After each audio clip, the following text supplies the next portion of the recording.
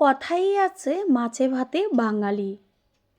দুপুরবেলা গরম গরম ভাতের সাথে যদি এরকম মাছের ঝোল পাওয়া যায় তাহলে তো কোনো কথাই হবে না। সাথে আর কিছুই লাগবে না, এক থালা ভাত খুব সহজেই খেয়ে নেওয়া যাবে। নমস্কার বন্ধুরা, শ্বশুর বোমা রান্নাঘর অ্যান্ড ব্লগ চ্যানেলে সকলকে স্বাগত। আজ শেয়ার করব পাঁচফোড়ন দিয়ে মাছের ঝোলের রেসিপি। তাহলে রেসিপিটি কি করে তৈরি করব সেটাই দেখে নেওয়া যাক। এইখানে আমি কাতলা মাছ নিয়েছি, আর এই রেসিপিটা যে কোনো মাছ দিয়ে ট্রাই করতে পারেন, স্বাদ মুখে লেগে থাকবে। মাছগুলোকে এবার জল দিয়ে ধুয়ে নিয়ে ফিরে আসছি। মাছগুলোকে ভালো করে জল দিয়ে ধুয়ে নিয়েছি। এবার এর মধ্যে লবণ আর হলুদ দিয়ে দেব। ভালো করে মাছের গায়ে লবণ আর হলুদ মাখিয়ে নিয়ে 5 মিনিট মতো রেস্টে রেখে দেব।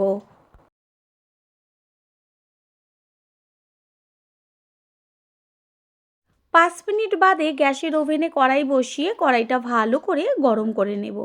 আর মাছ ভাজার ক্ষেত্রে সবসময় কড়াই ভালো করে গরম করে তারপরে তেলটা দিতে হয়। দিয়েছি সর্ষে তেল, আর এর মধ্যে সামান্য একটু লবণ দেওয়া হলো। এতে কি হবে, এই যে গরম তেলের মধ্যে মাছটা দেব তাতে তেলটা চারদিকে ছিটবে না। এক এক করে এবার মাছগুলোকে দিয়ে দেব। তারপর গ্যাসের ফ্লেম হাই করে 2 থেকে 3 মিনিট ভেজে নেওয়ার পরে গ্যাসের ফ্লেম মিডিয়াম টু লো করে মাছগুলোকে ভালো করে এপিট ওপিট করে ভেজে নিতে হবে। আর মাছগুলো বেশ লাল লাল হবে সেইভাবে ভাজতে হবে। মাছের 2 পিঠই খুব সুন্দরভাবে ভেজে নেওয়া হয়ে গেছে। এবার এগুলোকে তেল ছেঁকে তুলে নেব। মাছগুলো তুলে নেওয়ার পরে ওই তেলের মধ্যে দিয়ে দিচ্ছে আলু। এখানে আপনারা চাইলে আলুর সাথে অন্য কোনো সবজিও অ্যাড করতে পারেন। আলু এবার ভেজে নেব, তার মধ্যে দিয়ে দিচ্ছি সামান্য একটু হলুদ গুঁড়ো। আলুগুলোকে ভালোভাবে লাল লাল করে ভেজে নিতে হবে। আলু একদম লাল লাল করে ভেজে নেওয়া হয়ে গেছে। আলুগুলোকেও তেলের থেকে তুলে নেব। প্রথমেই মাছ ভাজার সময় একটু বেশি তেল ব্যবহার করেছি। এই যে বেঁচে রয়েছে তেলটা, এই তেলেই সম্পূর্ণ মাছটা আমি রান্না করে নেব, আর তেলের প্রয়োজন নেই। আর মাছ ভাজার সময় তেলটা বেশি দিলে ওই যে মাছ ভাজার গন্ধটা থাকে, তাতে রেসিপিটা ভীষণ টেস্টি হয়। তেলের মধ্যে ফোড়ন দিয়েছি একটা শুকনো লঙ্কা আর একটা তেজপাতা 2 টুকরো করে, আর ছোটো চামচের 1 চা চামচ কালো জিরে। ভালো করে ফোড়নটাকে ভেজে নেব। আর যখন ফোড়নের থেকে সুন্দর একটা গন্ধ বেরোবে তখন এর মধ্যে দিয়ে দেব কুচিয়ে নেওয়া পেঁয়াজ। এইখানে আমি বড় সাইজের একটা পেঁয়াজ ব্যবহার করেছি।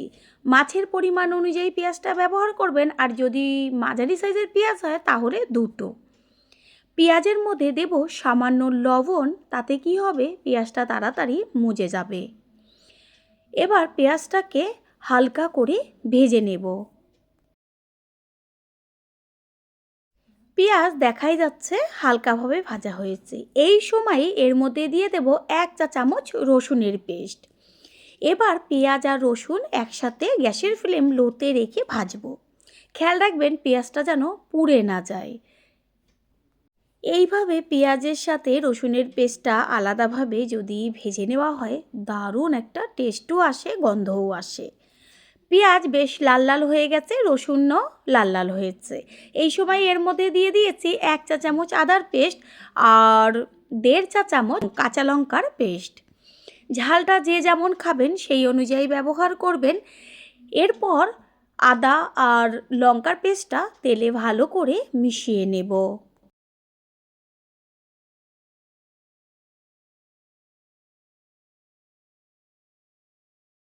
একই সাথে দিয়ে দেব কুচিয়ে নেওয়া টমেটো।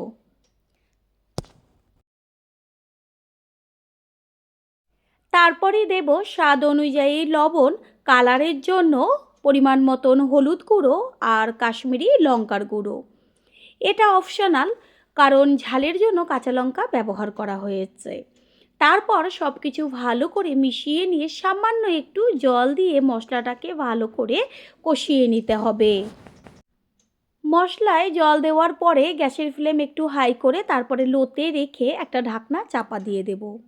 এটা কষানো হতে থাক। অন্য ওভেনে একটা তড়কা প্যান বসিয়ে তার মধ্যে দিয়েছি একটা তেজপাতা 2 টুকরো করে, আর হচ্ছে 5 ফোড়ন 1.5 চা চামচ। এবার গ্যাসের ফ্লেম লো করে ভালো করে ভেজে নিতে হবে। তেজপাতা তো আপনারা সবসময় ফোড়নে ব্যবহার করেছেন, একদিনের জন্য এইভাবে মশলার সাথে তেজপাতাটা ব্যবহার করবেন। তারপর খেয়ে এসে কমেন্ট করে জানিয়ে যাবেন যে কতটা টেস্টি হয়েছিল। যখন মশলাটা চটপট করে ফুটতে শুরু করবে, দেখাই যাচ্ছে কত সুন্দরভাবে ভাজা হয়েছে, বেশ ধোঁয়া উঠছে। গ্যাসটা অফ করে দেব, আর এদিকে ঢাকনাটা সরিয়ে দিয়ে মশলাটাকে ওপর নিচ করে একটু মিশিয়ে নেব। টমেটোটা সম্পূর্ণ মজে গেছে, খুন্তি দিয়ে একটু ভেঙে চুরে মেল্ট করে দিচ্ছি। মশলার থেকে যে তেল ছাড়ছে, ঠিক এই সময়ে আমি এর মধ্যে ব্যবহার করব 1 চা চামচ জিরের গুঁড়ো আর 1 চা চামচ ধনের গুঁড়ো। এটা আপনারা বলতেই পারেন যে আগে কেন দেওয়া হলো না। এতে কি হয়, প্রথমেই যদি আমি জিরে আর ধনের গুঁড়োটা ব্যবহার করতাম, তাহলে যে কালারটা এত দারুণ আসছে সেটা কিন্তু নষ্ট হয়ে যেত, একটু কালচে কালার আসতো। সেই কারণে আমি সব সময় পরে জিরে আর ধনের গুঁড়োটাকে ব্যবহার করি। জিরে ধনের গুঁড়োটা মিশিয়ে নিয়ে আবারও 3 থেকে 4 মিনিট মতন কষিয়ে নিতে হবে গ্যাসের ফ্লেম লোতে রেখে। মশলাটা যে ভেজে রেখেছিলাম, এবার একটা থেতনির মধ্যে করে রেখে তারপর এটাকে গুঁড়ো করে নেব।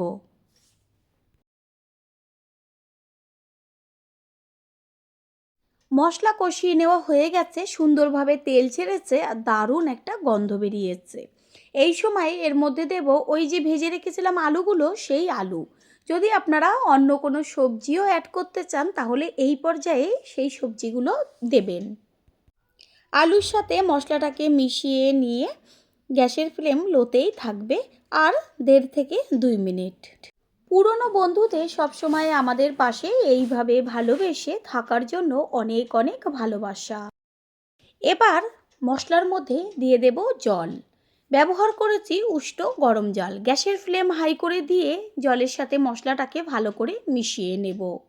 আর জলটা একটু বেশি ব্যবহার করবেন, কারণ মাছের ঝোলটা এত টেস্টি হয় খেতে, পাতলা যদি ঝোল থাকে আর সাথে কিছুই লাগবে না।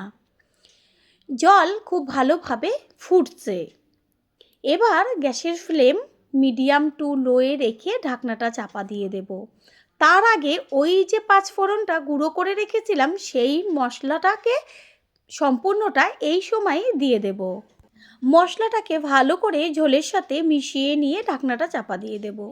এই পর্যায়ে 5 ফোড়নের গুঁড়োটা ব্যবহার করলে টেস্ট যেমন হবে, তেমন গন্ধটাও খুব সুন্দর হবে।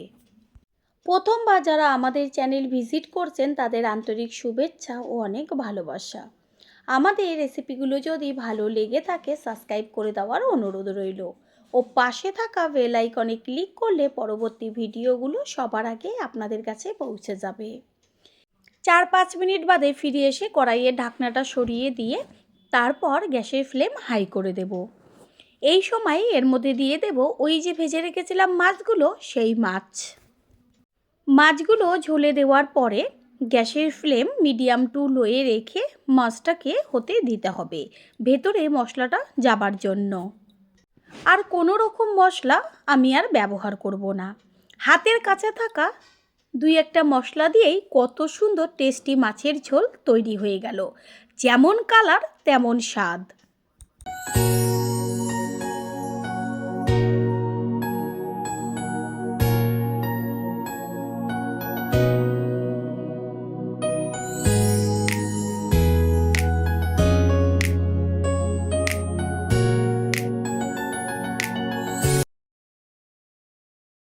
মাছের ঝোল একদম কমপ্লিট। সবশেষে দিয়ে দিচ্ছি ওপরে ছড়িয়ে বেশ কিছুটা পরিমাণ ধনেপাতা।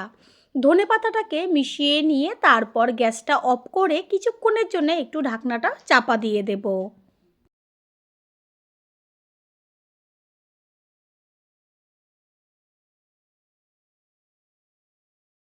কিছুক্ষণ বাদে ফিরে এসে সম্পূর্ণ লুকটা দেখিয়ে দিচ্ছি। দেখা মাত্রই জিভের থেকে জল চলে আসবে। এবার একটা পাত্রে তুলে নেব। তৈরি হয়ে গেল আজকের রেসিপি। আশা করি রেসিপিটি ভালো লাগলো। আর যদি ভালো লেগে থাকে একটা লাইক, কমেন্ট, পারলে একটা শেয়ার করে অবশ্যই জানাবেন। আপনাদের দেওয়া একটা লাইক ও লাইকের পাশে থাকা হাইপ আর একটা শেয়ার আমাদের কাছে অনেক অনেক গুরুত্বপূর্ণ। All friend, thanks for watching my video. আপনারা সকলে ভালো থাকবেন, সুস্থ থাকবেন। আবারও দেখা হবে অন্য কোনো রেসিপির এপিসোডে।